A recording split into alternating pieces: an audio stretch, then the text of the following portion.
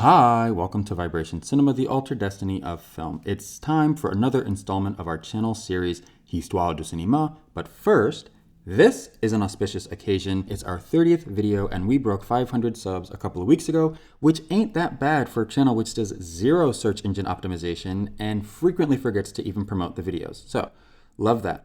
But what better way to celebrate than by doing our first collaboration? We are joined today by Aaron Hunt, Filipino-American film critic, programmer, and freelance theatrical distributor. In this episode, we are looking at how Hollywood exploits post-war periods and other tumultuous times to gain market dominance abroad, how Hollywood hitches itself to American soft power to install itself globally, and why, under the guise of free trade, the State Department helps Hollywood in these endeavors. Because of this global market domination, Hollywood has engendered in audiences a common sense understanding of what is typically considered the fundamentals of filmmaking through this global market exploitation. People often mistake this phenomenon with cinematic medium specificity. They get mad that cinema is ipso facto always already ontologically racist, sexist, colonial, and so forth. This is misplaced anger, and I hope to help people target the real enemy, which is of course Hollywood, or more fundamentally, capitalism. Filmmakers, governments, and industry leaders have agency in their responses to Hollywood cultural imperialism, of course. As we'll see, Hollywood cultural imperialism is not totalitarian, and efforts to stop or slow down Hollywood's encroachments are not always effective.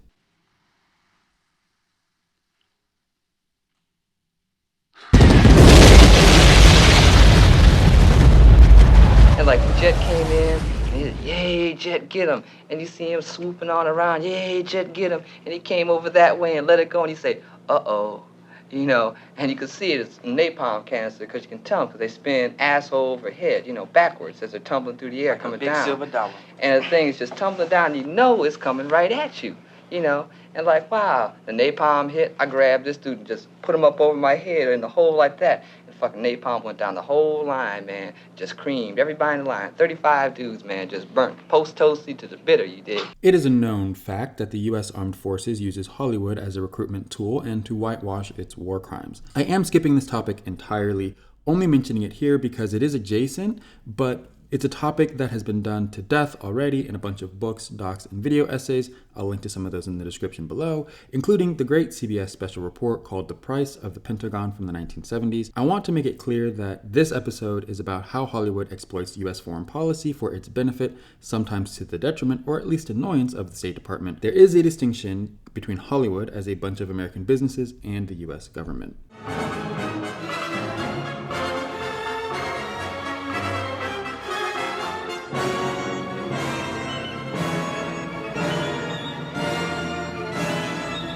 The proto-Hollywood businessmen took advantage of a decimated Europe in the aftermath of World War I to flood the market with their cinema. At the same time, America had a strict import law which allowed only 1% of films to come in from another country. In response, throughout the 20s, the major European players would create an alliance of European film producers called Film Europa. This had a dual purpose of saving Europe's film output from American hegemony, but was also a part of forging a unified continental identity of Europe. Films like Napoleon or Die Nibelungen were indicative of this movement. Of course, as we move into the 30s, this movement dies out because of Nazi ascendancy. The policy of international block booking forced theaters abroad to buy crappy American B films if they wanted those theaters to screen popular money-making films like The Wizard of Oz. This practice led to more Hollywood films being screened in certain countries than the country's own national film offerings. England, who in the 20s comprised of the largest portion of US foreign box office revenue, implemented a quota of British-made films in 1927. Not one to have this market cut from its profits, Hollywood produced cheap films under dummy British companies to keep the numbers up, called quota quickies. In 1938,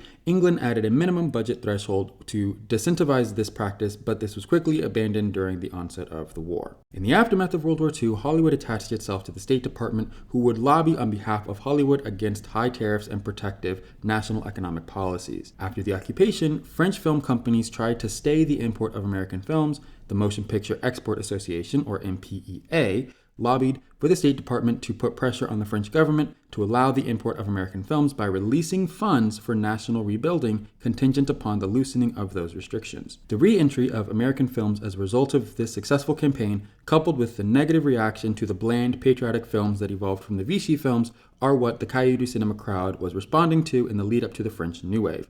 Godard and Truffaut looked at American directors like Alfred Hitchcock to resuscitate the French film industry. The State Department naively thought that Hollywood films could promote American values abroad, and especially after World War II, to propagandize against communism to varying effect. Though the State Department was wary of John Ford's Grapes of Wrath, which depicts economic devastation, some responses noted that even in America, tramps have cars. On the other hand, European communists used black social problem movies as a case against American capitalism.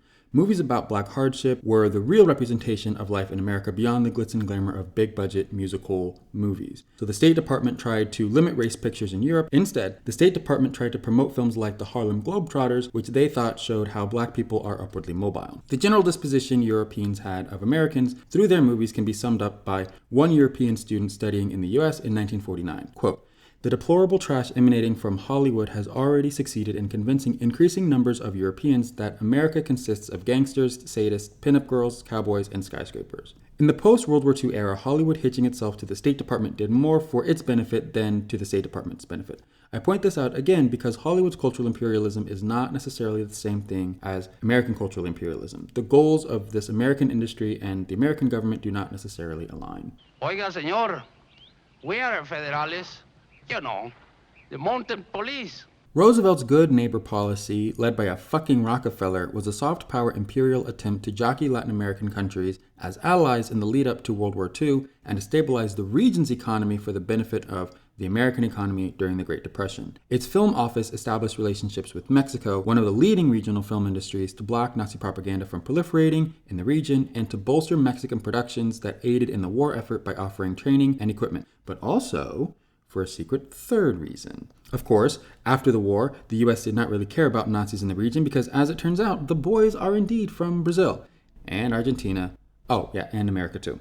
An executive at Columbia Records, Wallace Downey, was sent to establish an affiliate office in Brazil in the 1930s. He saw an opportunity to capitalize on the popular Carnavale films, and he produced and directed some of the early Chinchada films, which were heavily influenced by MGM musicals of the Depression. As the Chinchada era ends in the 50s, filmmakers like Carlos Manga make movies like To Kill or To Run, which parodies the American classic High Noon. A lot of the films of this late period satirize American movies, politics, and culture. Because of the nature of the Cold War, America wasn't so soft in its dealings with Latin America anymore, very famously, and so Brazilian films start repudiating America, and within the course of the 50s, Brazilian cinema novo, its contribution to third cinema, develops. The Walt Disney Company was a benefactor of the good neighbor policy. It had just come off the success of Snow White, but that success was short-lived because the company was near bankruptcy in 1941. Disney was at its lowest, fat, nasty, and broke. Career in shambles because the war cut off international profits and the animators went on strike. Yeah, double homicide.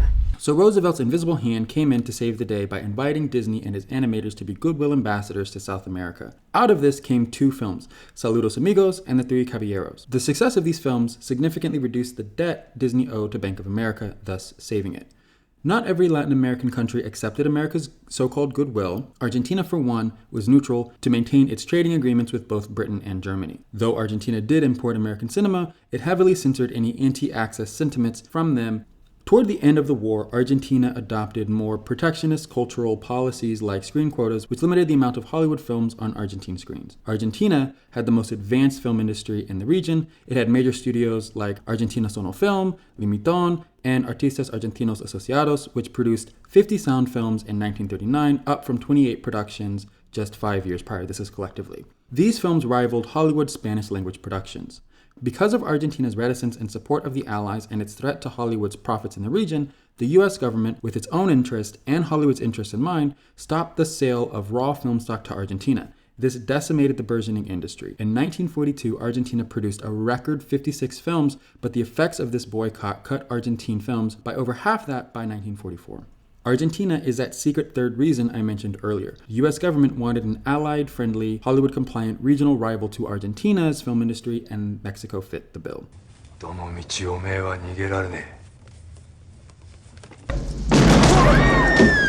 Military and Hollywood censors would restructure post-war Japanese cinema to promote Western ideas. America, a puritanical country mind you, thought that Japan's descent into fascism was because, in part, it was sex repressed and Uncle Sam had to do something about it.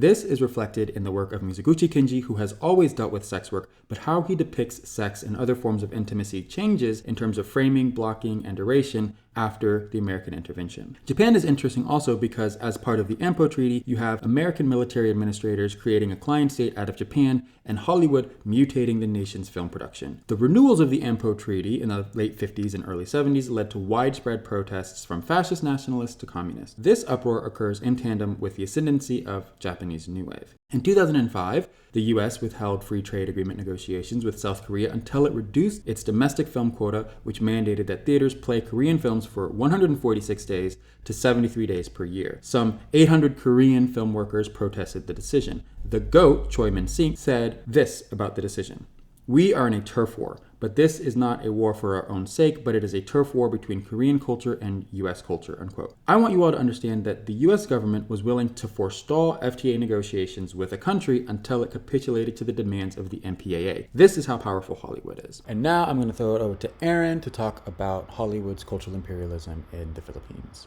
As Rory already laid out, it was not until after World War I, when European film companies essentially closed shop, that Hollywood began to assert its dominance. Major studios like MGM, Paramount, 20th Century Fox, Columbia, and Warner Brothers had been organizing into business cartels, collectively refusing to sell foreign film imports while insisting on their own product, and using their combined political connections to amass the capital and bullying power necessary to capture the global market. Those studios set up local branches in the Philippines and were especially able to lobby their interests with effective power due to the U.S.'s looming military presence in the country, which remains and is even increasing today, and by its status then as a U.S. colony. Unlike their European competitors in the Philippines, the U.S. could export products to their new colony, including film prints and film equipment, tariff-free. Nick DiOcampo writes in American Influences on Philippine Cinema, "America's military control provided undue leverage for U.S. business interests to sustain the colony's dependency on U.S. exports. Organized under the name Motion Picture Producers and Distributors of America, or MPPDA, the major studios collaborated with the U.S. Department of Commerce and the U.S. Department of State's Foreign Relations Committee. The former provided insider intel on the condition of the local film industry, and the latter provided the muscle to force local exhibitors to agree to contracts that said they would show exclusively American films for a guaranteed supply through the year, with threats of economic sanctions and boycotts. If instead the Philippine government decided to reject the American movie monopoly and make space for a native movie market, the MPPDA and State Department threatened especially the Philippine sugar industry, of which the U.S. was a major customer. When the Philippine Congress dropped its measures to protect the local film industry, the U.S. rewarded it, albeit briefly, with an increase in Philippine sugar exports. In addition, local exhibitors comprising Filipino, Hispanic, and American elites were incentivized to show American films anyways, as they had become so lucrative and dominant in filling the void left by the war-haggard European market. Again, according to Nick DiOcampo's American Influences on Philippine Cinema, 80% of the films shown on local screens were American by the 1930s, while a measly 20% were Hong Kong imports and locally made movies. With almost all of the theaters in the Philippines, even those not owned by Americans, the studios had exclusive, yearly block booking contracts that almost entirely cut out all foreign and local competition. State Theater showed only 20th Century Fox films, Avenue Theater showed only Paramount and RKO Radio Pictures films, Lyric Theater showed only Warner Brothers films, and Capitol Theater only showed first-run Columbia Pictures films, and so on, and so on, and so on. The big four Philippine movie studios, Sampaguita, LVN, Premiere, and LeBron, took notice of the Hollywood scheme and employed exclusive block booking contracts at just two theaters, the Dallas A and Life Theaters.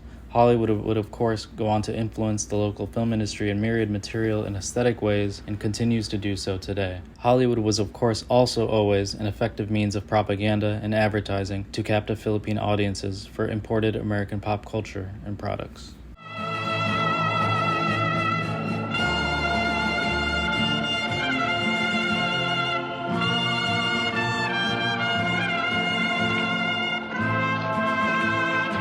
Paul Moody reviewed documents that were made available by WikiLeaks as it relates specifically to Hollywood. These documents reveal 4 key ways that embassies operate to benefit Hollywood's hegemony globally, which I want to underscore is insane because the MPAA does all of this stuff itself independent of the government throughout history already.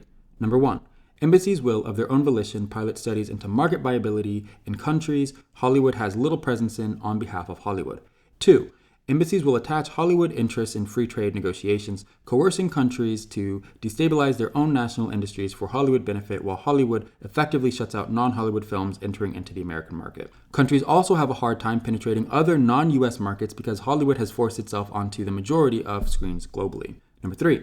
Embassies will monitor violations of Hollywood's intellectual property, which, mind-blowingly, they don't have to do because Hollywood can bully countries without U.S. State Department involvement under TRIPS and GATT. And 4, embassies will petition politicians and businessmen to adopt Hollywood-friendly business and legislative measures in exchange for Hollywood coming in with training, equipment, and the like. In 1999, Jack Valenti went to South Korea to encourage the repeal of the quota by offering Hollywood technicians who would train South Korean filmmakers.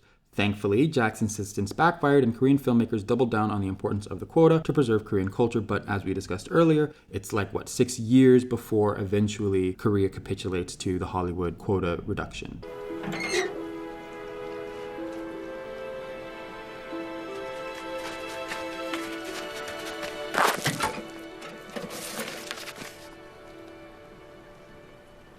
There is a tendency in film discourse from the anti-Hollywood brigade to essentialize Hollywood's way of doing things as natural, something of an inevitability. Film with a single psychologized protagonist, a 3-act story structure, coherent spatio-temporal relations, 35mm, 24 frames per second, arc-light, commercial exhibition, and so forth.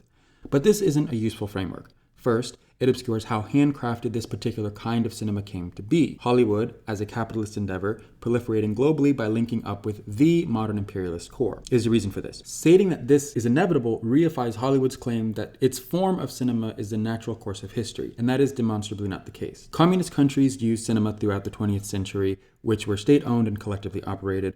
Filmmakers involved in anti-colonial struggles used film, not for profit, but to bolster national support for liberation movements and so forth. One could possibly make a whole video about the various film methodologies that operate outside the white Western capitalist dogma we know as films today, hint hint, for an upcoming video. Secondly, the ubiquity of this discourse has done nothing but discourage up-and-coming filmmakers. I know this from what students have told me. Their takeaway always ends up being that cinema is inherently colonialist and imperialist, which means that whatever they do as young filmmakers, whatever they create will be so as well. Film is not imperialist. Hollywood's business practices with the aid of the State Department is. We saw how Hollywood uses the State Department and economic incentives to coerce and bully other national cinemas to conform to its demands and its aesthetic. And if they refuse, the State Department on Hollywood's behalf works to decimate these cinemas. Again, this is in tandem with Hollywood using FTA negotiations to oversaturate the global market with its own products, also harming national cinemas. This constant bombardment of the same prescriptivist formula is shoved down your throat so you get used to it. And Hollywood does its damnedest to snuff out any other option which had a chance of rivaling its box office and aesthetic domination. We saw this with Film Europa in the 1920s and with Argentine cinema in the 1930s. The history here is hefty and I glossed over a whole bunch of it. So as always, I've linked to a bunch of readings and docs below for the studious kind. And I want to thank our guest again today, Aaron Hunt, for his insights into how the Philippines handled Hollywood's cultural imperialism. Check him out on his socials, Insta, Twitter, etc. I'll put them in the description below. Up next, we are continuing the conversation of Hollywood's market domination by looking at how censorship and regulation is used as a means of controlling formal patterns in independent cinema in the domestic market. But that's it for this video. Like, comment, share, subscribe, hit the bell. You know the drill. Love you all madly. See you on the next one.